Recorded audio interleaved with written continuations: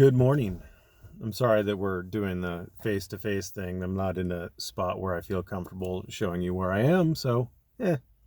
Um, I watched a video from Justin Pulliam, the fat ginger lesbian,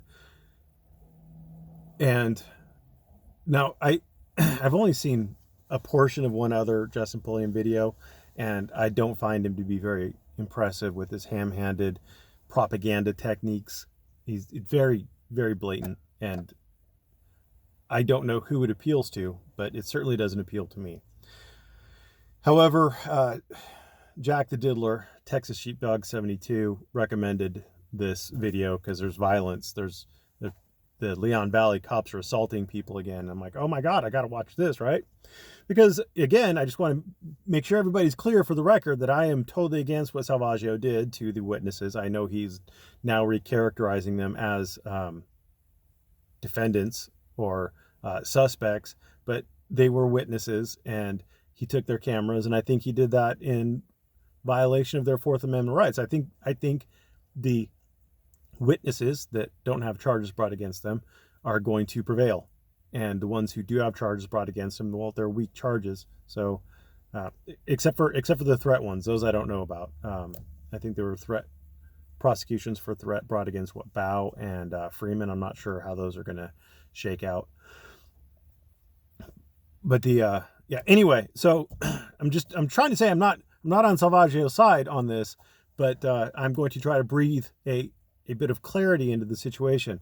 What the situation is Pulliam went into the Leon Valley City Hall, which, as you know, is the judiciary, it is the police department, and it is the city hall. It's all three wrapped up in one building, maybe some other things too, but that's not really here nor there. So this group of people went there to turn in petitions. They had the requisite number of signatures required to force the recall elections for 2 city council women. Now, Pulliam doesn't tell you what any of this is about because it doesn't work for Pulliam's propaganda.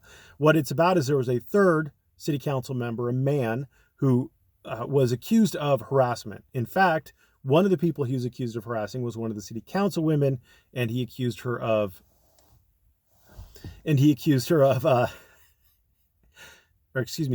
him of sexual harassment. So he had harassment and sexual harassment accusations levied against him.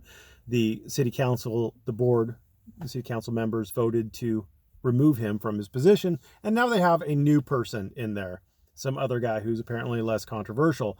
Well, the city councilman who was removed obviously didn't like it, and he was friends with the mayor who didn't like it, and his constituents who voted to have him represent them presumably also didn't like it, and so it caused some disturbances, and there's been some issues in Leon Valley over it. It has nothing to do with Salvaggio or filming. Nothing. Zero. Zip.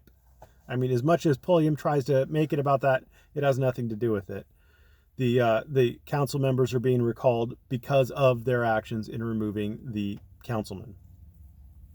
And in fact, the only part Salvaggio's played in it is, I believe, he sent emails to some state investigative unit that may show that the council members were improperly meeting. They were violating, I think, the Open Records Act, the State Open Records Act, because they were meeting via email. But if there's enough council members in an email chain, then that can constitute a quorum, which means that it needs to be public and all that other fun stuff. So Salvaggio's just a snitch in this. He's not, I mean, he's a cop. He's supposed to snitch, right? But he's not involved in this politically at all. So these people went to the town hall, city hall, where there is now, thanks to Padilla and the follow-up visits, a prohibition against filming. There's a policy that doesn't allow for filming anywhere inside of that area. And prior to that, they had no problem with people filming in that area. Unless anybody has forgotten, Padilla filmed for at least 20 minutes in and around that city hall before he finally trespassed. He was told by Salvaggio to leave a closed area that was not open to the public at that point. He refused to leave. He was trespassed. He was arrested for trespass. It had nothing to do with filming. And Pulliam shows that I don't know why. Pulliam shows Tuck being tased. I don't know if anybody remembers that video. Tuck wasn't allowed to film inside, but he was standing right at the door filming away. He had a pad in one hand and a phone in the other. I think he was filming two-handed. Padilla trespassed below him. They arrested Padilla. Tuck went and tried to interfere. They arrested Tuck.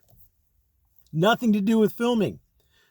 If Tuck hadn't interfered with the arrest of Padilla at that point for trespass, presumably Tuck could still be filming there right now today, as long as he was outside the city hall. They showed the SWAT raid. I think it was SWAT raid, or it was a multi-county raid on Texas Sheepdog's home. That had, again, nothing to do with filming. Texas Sheepdog went into the building with either a firearm or a replica firearm. He was instructed to leave. He didn't leave. That was the cause of that raid. They were looking for the firearm. Had nothing. He wasn't filming. It had nothing to do with filming. It was the firearm. So again, it's just shitty propaganda. But there is this restriction against filming, because if you do remember, after Padilla was arrested, who was it? Fat Label, Black Label Cop Watch, Ben, the human parasite. Him and a whole bunch of other Texas auditors were in that building just milling around filming because and it was causing a disruption. And so now they have this new policy against filming in the building. So back to our story. They're doing the recall. They have their signed petitions. They go in there to film. Pulliam's there with a handheld camera. There's also a reporter there.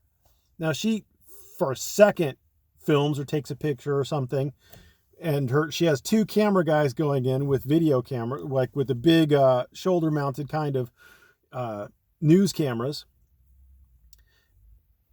And then someone approaches, I'm going to guess it's a female officer. I think it was female. I don't want to assume gender because I'm in California and I can't do that. Went to tell him he had to get out because he was, in fact, violating their policy against filming. It was like, no, there's the camera crews here. There's a reporter here. They get to stay. I get to stay. Well, apparently that argument convinced him because he wasn't kicked out.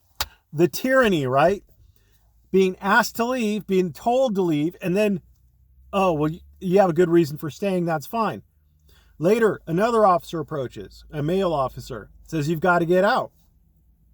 He says, no, they said I could stay. The officer checks. You're allowed to stay. The tyranny.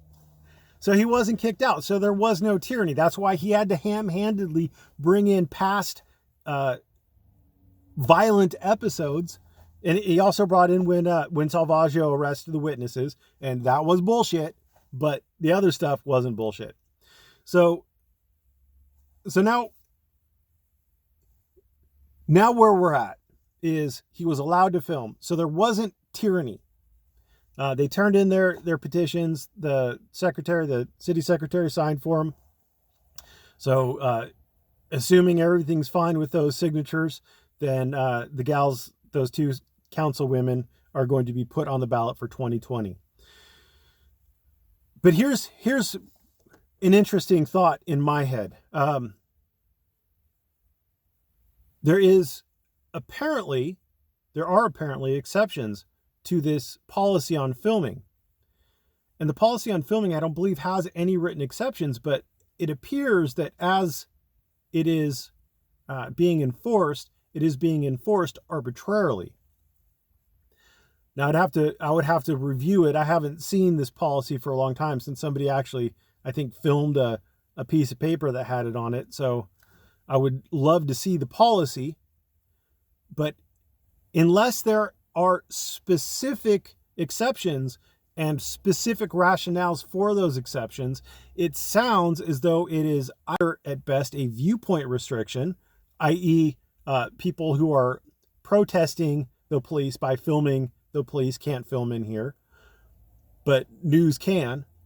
So it's either a viewpoint restriction, which would be unconstitutional, or it's being arbitrarily enforced, which would also make it unconstitutional. So now would be a reasonably decent time if you have had your rights restricted and have been refused permission to film inside of the city hall, now would be a good time to talk to an attorney, and you might have a good actual First Amendment challenge to it, because it appears that it's either a viewpoint restriction or it's arbitrary.